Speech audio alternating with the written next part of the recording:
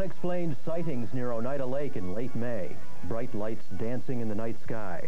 Randomly moving about, but at the same time suggesting some kind of intelligence, some method to this airborne madness. Is central New York once again home to unidentified flying objects? What you see here was witnessed by many and recorded by more than one home videographer.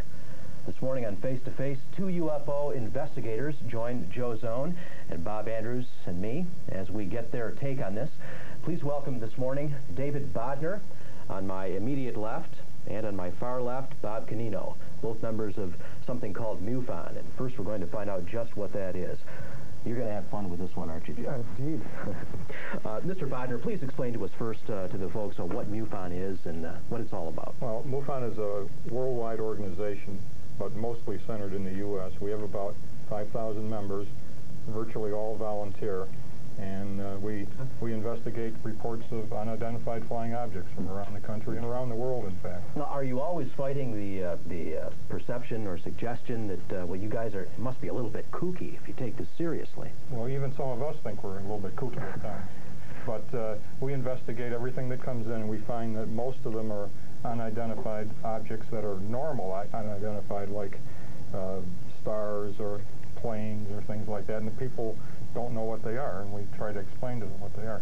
But a small percentage turn out to be things that nobody can identify. Now, back in the 60s and 70s, I know that central New York was a real hotbed for sightings, but there hasn't been anything good, I guess, in a while.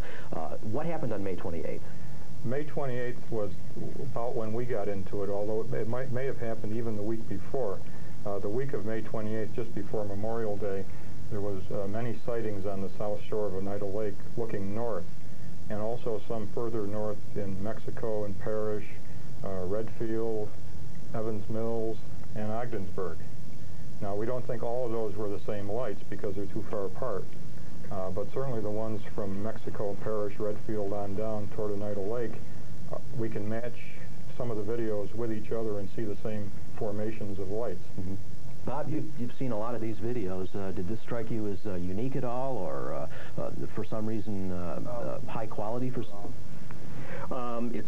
The videos themselves, Chuck, are very interesting because, first of all, because of the duration of them. Okay, usually you get a UFO video that might be not much more than 3 to 8 minutes, I think. I was talking to another researcher. They said they usually last 3 to 8 minutes. Right here in one segment alone, we've got over 45 minutes of tape that span 3 different incidents over 2 nights.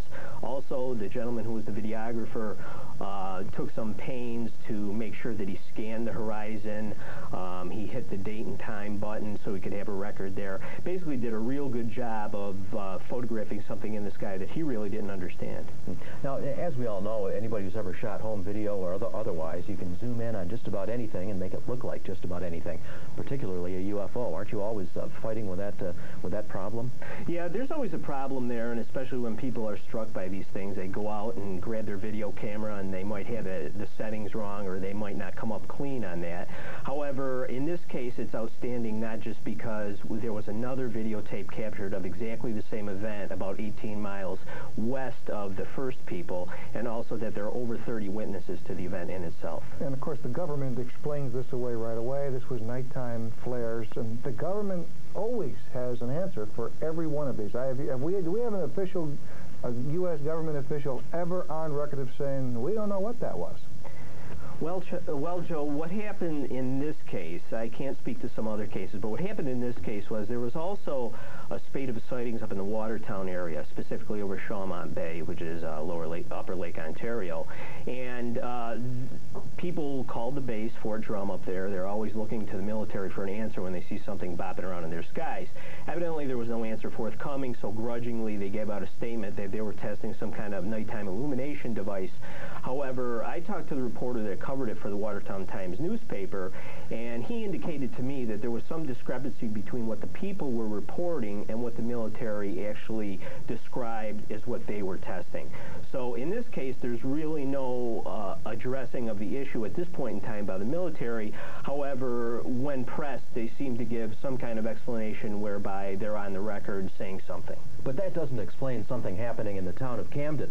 I know for a fact that Fort Drum is exactly 107,000 acres. There's plenty of property up there over which they can test new illumination devices. Why would they be doing it down here? Yeah, and it's really strange because if they're trying to keep it secret, here they're playing it out in front of probably tens of thousands of people looking north in the evening hours around 10 or 11 o'clock. And if they're trying to show it to the public, why not tell us about it now, what it was, or beforehand? Have they actually said this Oneida Lake incident was flares? No. No. Okay. Tell me something. I looked at your footage. How and you're the scientist on this. Well, how high off the ground are these things? I haven't done an analysis of that particular footage, but the other footage with the 12 objects in the sky, that's where the west end of the lake and the east end of the lake both have shots at it, and we have the azimuth readings on those. The thing we saw? Yeah, I haven't done that one yet, okay. But the other one that has 12 lights in it, I've done that one. And what date was that? That was on the 28th of May, about 11:30 in the evening.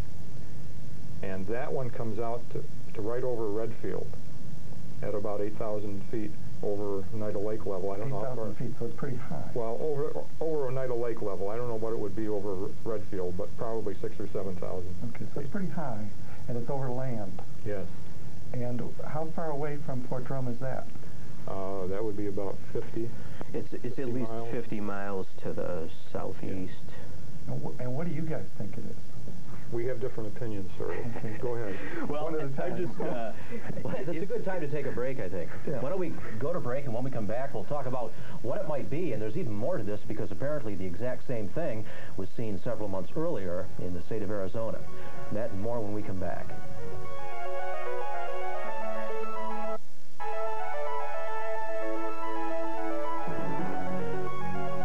Welcome back to Face to Face this morning. Joe Zone, Bob Andrews, and I are talking with Dave Bodner and Bob Canino, two local UFO investigators, about the recent sightings seen over Oneida Lake. Actually, not over Oneida Lake. I guess it was over land north of Oneida Lake. But we're going to take another look at some of that video right now. There was a lot of it shot. And when we went to break, Bob Andrews was asking, I don't know if it was Bob or Dave, what you guys think it is. And I know you're not always in agreement. Right. We should discuss our disagreements. I'm leaning toward the flare explanation because these things do tend to sputter out. That's the 12-light formation. That's the one that's also caught from the west end of the lake. This is the east end of the lake. And so we can triangulate, and that triangulation now puts it above Redfield. Now, is that reflection in the water of the lake? Yes, it is. How could that be if they're not over the lake? Well, that could be, but the ridge on the far side gives us a problem. There is a low ridge of land on the far side, and that should cut down the light. And they're not actually white, apparently. No, that's just overexposed. That's overexposed camera. They're actually orange, and if they go out of focus here, you'll see that. The water reflection is more the real color. And you think they're flares? I personally think they're flares because they sputter out and they do have smoke as seen through binoculars. I guess Bob's not absolutely convinced that they're flares. Well, Chuck, from the people that I've talked to who investigate a similar sighting in Phoenix, they have looked at this videotape, and they've also taken it to Jim Dilatoso at Village Labs, who is a well-known photo analyst and video analyst.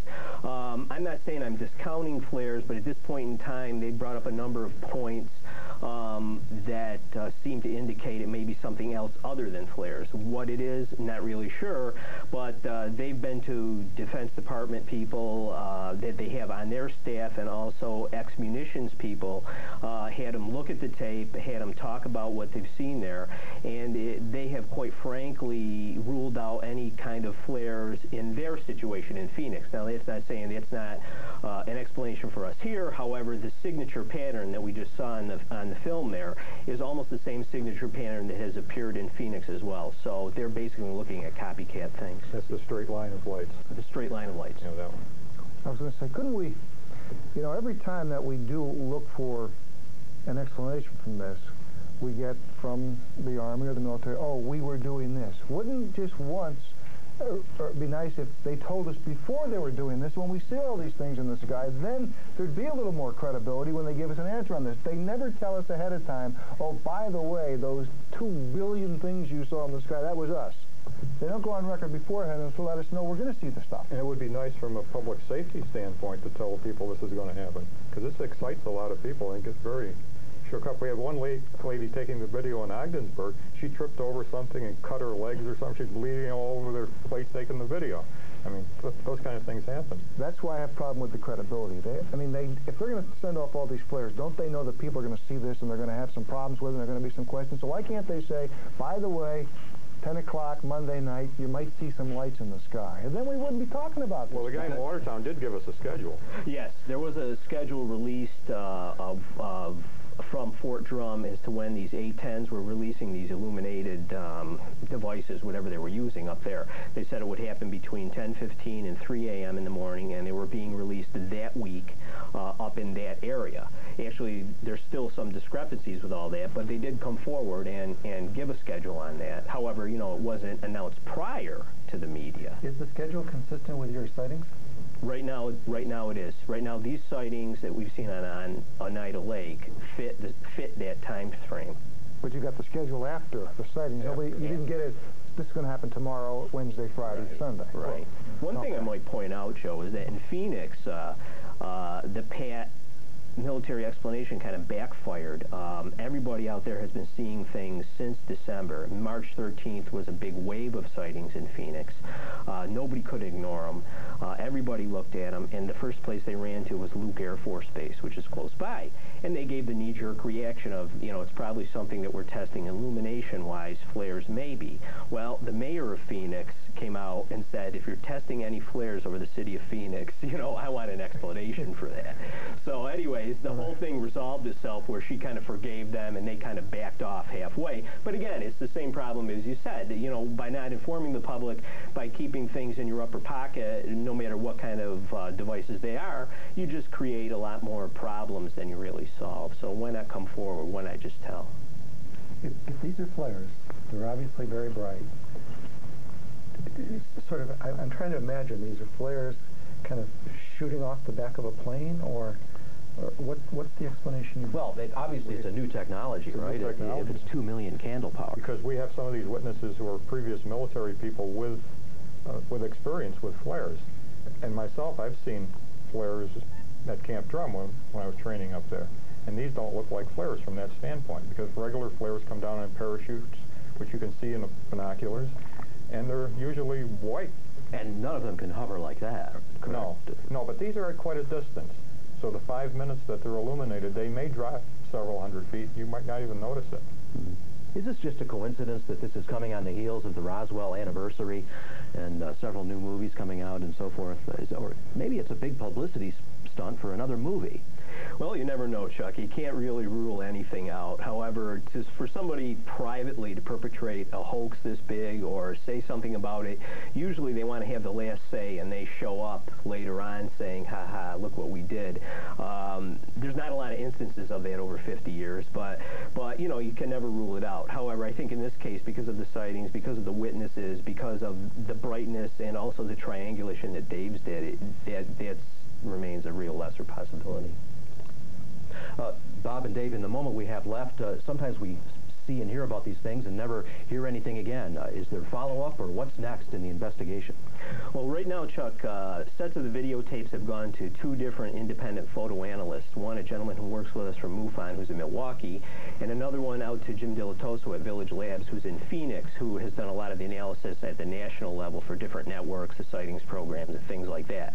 We also have some contacts in the university area that will be looking at this tape from an interesting atmospheric point of view to tell us whether we're looking at anything that seems to be like a strange meteorological event or some kind of an astronomical event that, you know, would be little known in the area. However, experts could identify it. So really, we're just scratching the surface right now. Okay, Bob Canino, Dave Bodner, thanks for joining us this morning.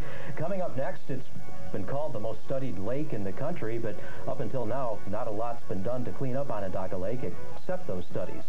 An update when we come back.